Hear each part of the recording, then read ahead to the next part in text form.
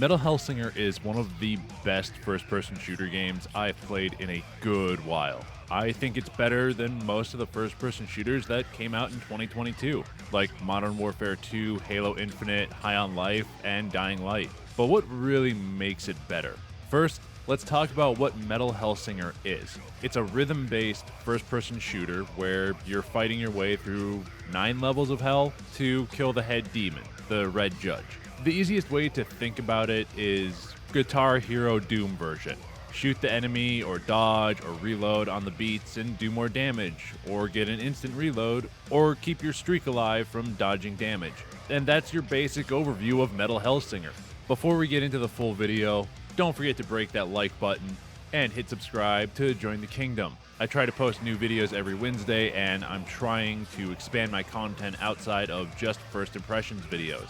Now let's talk about what makes Metal Hellsinger so great and what the most annoying thing about Metal Hellsinger is. First off, I want to talk about the one annoying, dumb, and frustrating mechanic within the game, and that's the executions. They're basically the same as God of War's or Doom Eternal's. Hurt the enemy enough and they'll stagger, and you can hit a button to kill them so that they will drop health for you. The problem comes with how you need to execute it. You would think it's like Doom Eternal. Get up in their face, hit the button, execute, and they pop like a piñata with health crystals. Nope. There is a minimum distance you need to be away from them to execute. There's also a maximum distance, but that's not important. The minimum distance is the thing that is annoying for me. If you're running around and you stun an enemy while you're in its face, you can't execute it. You have to back up or run past and turn around to try and execute.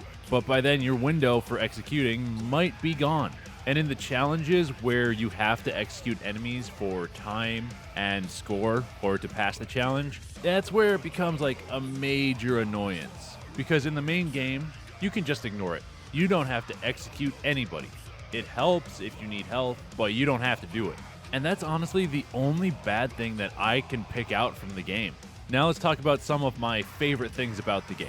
I love the aesthetics of Metal Hellsinger. For me, being a guy that grew up on rock, nu metal, punk, speed metal, stuff like that, and just recently getting more into heavy metal in the last couple of years with like listening to Sabaton, Arch Enemy, Beast in Black, and more. Metal Hellsinger's music really appeals to someone like me, and I can't stop listening to it when I'm doing things that aren't playing the game, like writing scripts for videos or working on Unreal projects. It has such a good lineup of artists, and the music just goes so well with how they sing, and it just puts you in the mood to slay demons, just like Doom 2016 and Doom Eternal's music does. Each environment has a different look to it, but it still keeps some of the stuff from the other levels so that they are all coherent and consistent, and they kind of intertwine with each other.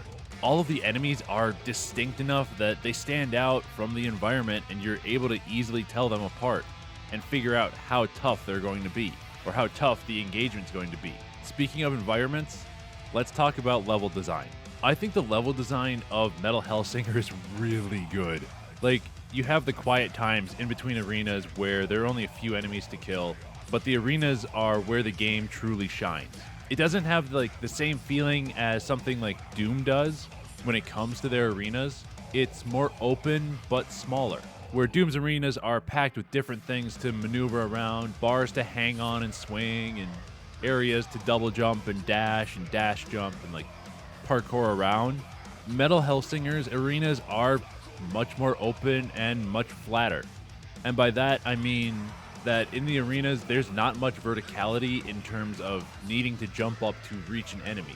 Most of the enemies you're able to just walk up to and just fight straight up.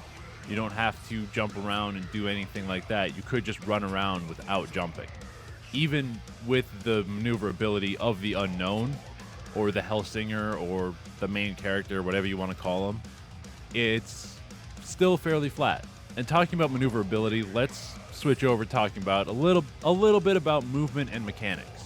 The movement in Metal Hellsinger is quick and precise and just fun to play. It's so different from something like Doom, where your character is very heavy, kinda feels clunky at times when you're doing like dodging and stuff. It's not bad, but you know, with him being so heavy in Doom, it kind of feels a little bit like a little clunky sometimes.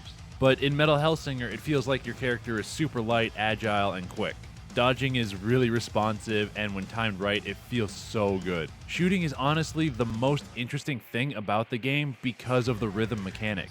Hitting a shot on the beat does more damage, and the higher you have your combo or rhythm bonus, the more damage you do. Once you're able to get into that shooter focus rhythm of the game, it just makes the game feel so good and so satisfying. And I think that's the best word to use to describe Metal Hellsinger. Satisfying. Its mechanics and design and aesthetics are great, and it feels really good to be able to pull off a long combo and keep the music going. Yeah, there's the one thing that's annoying, but it's also avoidable except in the special arenas where you have to do it to get score and beat the arena. I don't have much more to say about Metal Hellsinger. I don't have anything to pick apart, anything that is like insane annoyance to me that I hate about the game. I don't have anything horrible to say about it. So yeah, that is my 10-hour impression of Metal Hellsinger. I hope you guys enjoyed the video, and if you did, here's a playlist for my other 10-hour impressions and my latest video. Don't forget also to maybe break that like button and subscribe. I hope you guys have a royal day.